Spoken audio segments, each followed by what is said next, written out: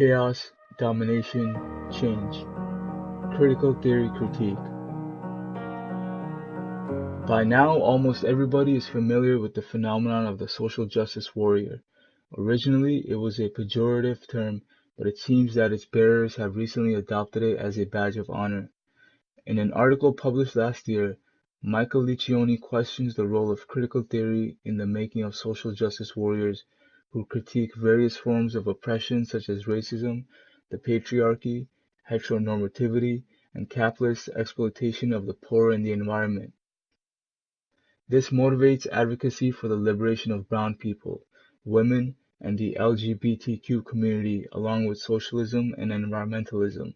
Liccioni argues that critical theory is fundamentally responsible for the social justice warrior stance, especially as it has become so dominant in academia. It may be helpful first to offer an overview of critical theory in terms of its impact in analyzing literary texts, and then trace how it has developed into a millennial cause for social justice. First, critical theory was founded by the Frankfurt School in the 1930s, including critics like Max Horkheimer, Theodor Adorno, Walter Benjamin, and Friedrich Pollock. Some of the key issues and philosophical preoccupations of the school involve the critique of modernity and capitalist society, the definition of social emancipation, as well as the detection of pathologies of society such as patriarchy and today racism and environmentalism. The critique of capitalism gave rise to Marxist theory, where the observation was that capitalist society was divided into the bourgeois, or ruling class, and the proletariat, or working class. In the short story The Diamond Necklace by Guy de Maupassant, the ideology is critical to the negative aspects of the capitalist socio-economic system that creates injustice, oppression, and alienation. Material things are valued not for their usefulness, but for their power to impress others. This is what is meant by sign value, and both Madame Loisel and her wealthy friend fall victim to it.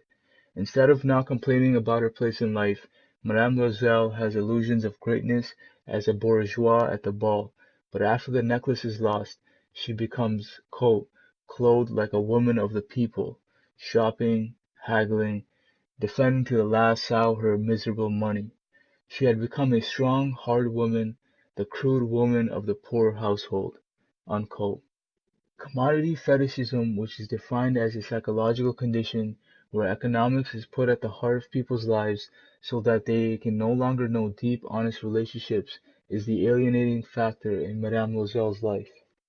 In terms of the patriarchy, critical theory takes on the role of feminism, which critiques the domination of men in society. For some, women should become more like men to become equal.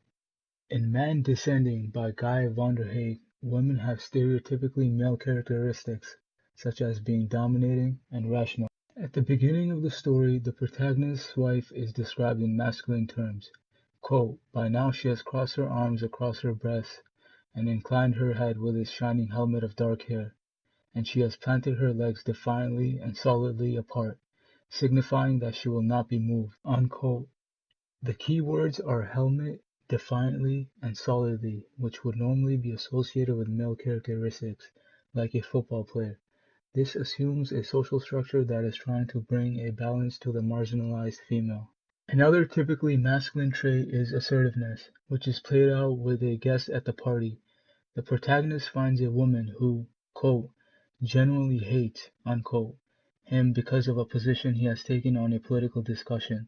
Overcome by emotion, the woman, "blurts out, 'You must have learned all this stupid egotistical individualism from Ayn Rand,' calls me an a-hole, and marches away." Unquote. The woman shows confidence in her opinion and does not tolerate those who would oppose her, much like the social justice warrior wouldn't either.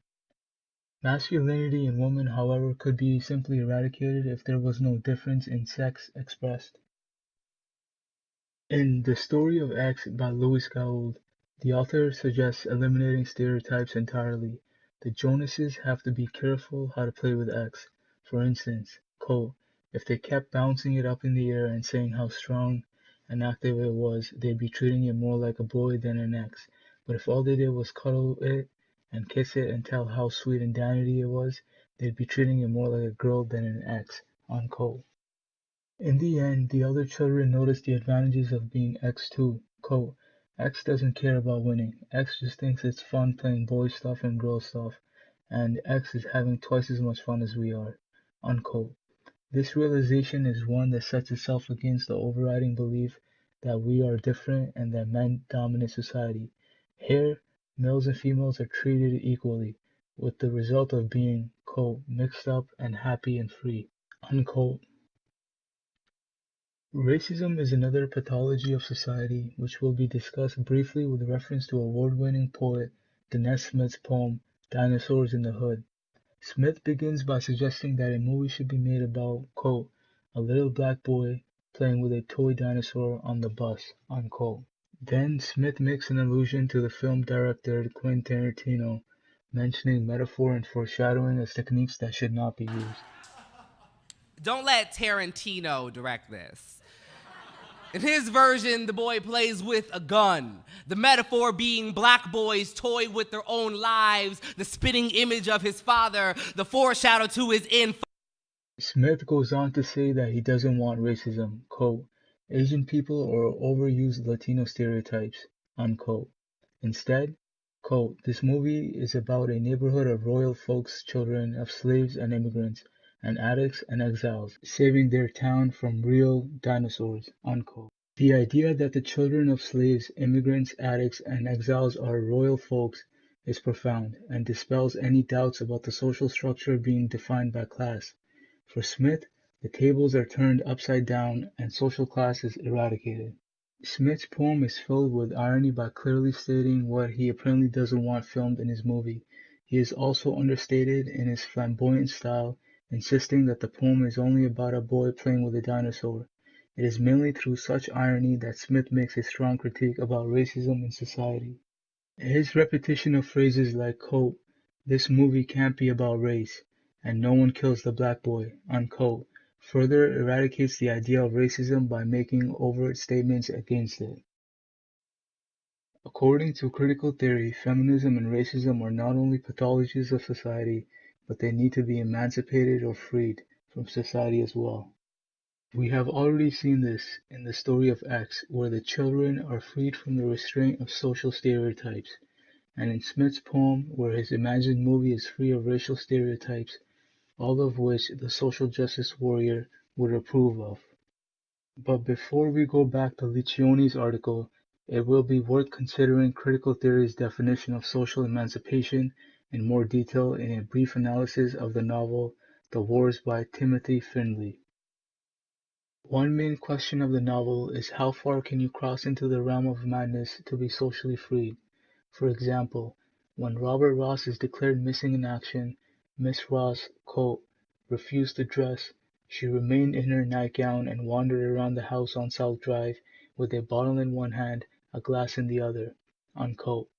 No amount of proprietary or expectation of social norms helps Miss Ross behave properly. By ignoring the social conventions, she frees herself from the shackling restrictions of society itself. Another main question of the novel is whether Robert Ross may be considered a hero, even though he killed an officer in the attempt to save horses from a burning building.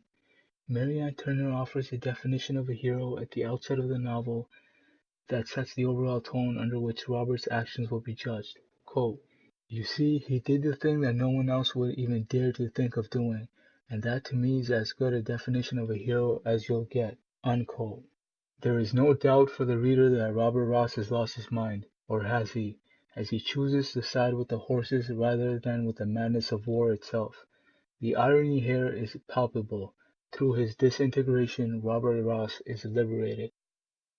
In having analyzed the texts of The Diamond Necklace, The Story of X, Dinosaurs in the Hood, and The Wars, it is clear that critical theory is prevalent in modern studies.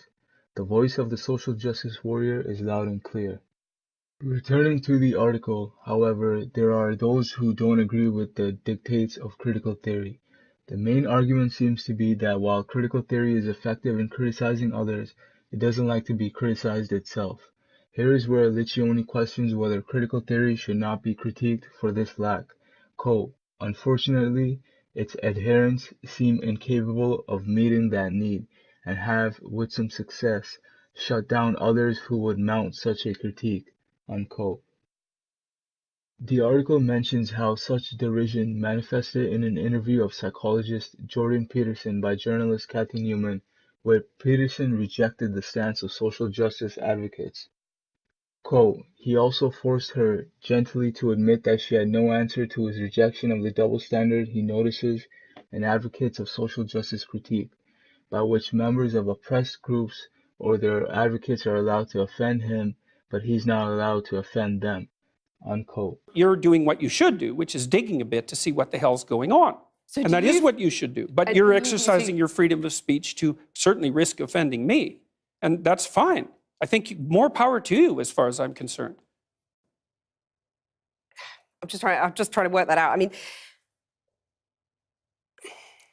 Gotcha. you have got me. You have got me. As Liccioni points out, regardless of where someone stands politically, it should not be difficult to see that people like Peterson are needed. Quote, otherwise, who would critique the critics themselves? Nobody should be beyond criticism, and the best kind of critical theory is one that makes provision for self-critique, unquote. By breaking from traditional theories through its emphasis on criticism, critical theory has become the perspective from which the social justice warrior watches the world and tries to change it. But like in any story, the changeling warrior must be watched too, whether that means that social justice warriors must be watched, or detractors like Peterson likewise. Neither should exist without pointed criticism aimed at them. The seeds of critical theory, then, have grown into a diverse population of opinion, which is always helpful in taking the first steps towards change. Perhaps we may consider this a happy divorce, where the marriage of two minds helped sharpen the resolve to make a difficult choice, but have left us for the better. Whatever the case, the critic must be open to criticism, and we would do well to remember it.